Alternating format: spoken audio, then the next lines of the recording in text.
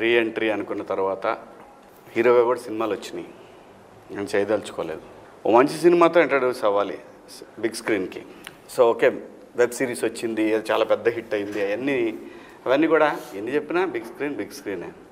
So దానికి re entry అంటే చాలా కథలు, నమ్ముతారో లేదో, నేను బిగ్ బాస్ హౌస్ నుంచి వచ్చిన తర్వాత ఒక 70-80 కథలు నేను ఉంటాను. అందులో నేను ఒక 6 చూజ్ చేసుకున్నాను. వాటిలో వరుస నడుస్తూ ఉన్నాయి. దాంట్లో ఈ కథ నాకు చెప్పడానికి రమణ గారు ఉన్నారు, అది కో డైరెక్టర్. ఆయన ఒకరోజు ఫోన్ చేశాడు.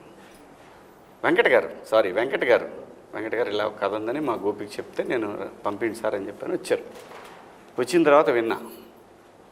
నేను కూడా ఫస్ట్ అడిగిన క్వశ్చన్ ఇదే,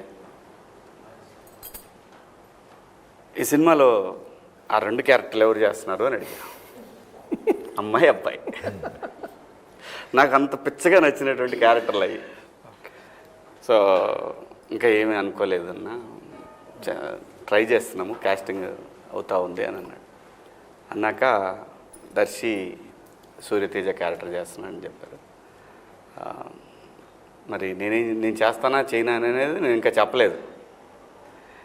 ఆవిడ చెప్పిన తర్వాత, ఆ క్యారెక్టర్ విన్న తర్వాత, yes, this is the right film to enter on big screen అనుకున్నాను. దట్టు నాని గారి ప్రొడక్షను.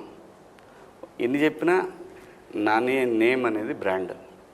వాల్పోస్ ఆఫ్టర్ హిట్ సిరీస్లు, అంతకుముందు తను తీసిన ఈ వర్షన్ సినిమాలతోటి తనకు బ్రాండ్ యాజ్ ఎ హీరోగా ప్రూవ్డ్.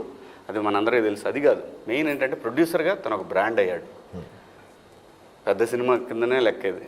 ఇలా ఇంట్రడ్యూస్ అయితే బాగుంటుందనే ఫీలింగ్ తోటి చేస్తా అని చెప్పాను. సూపర్.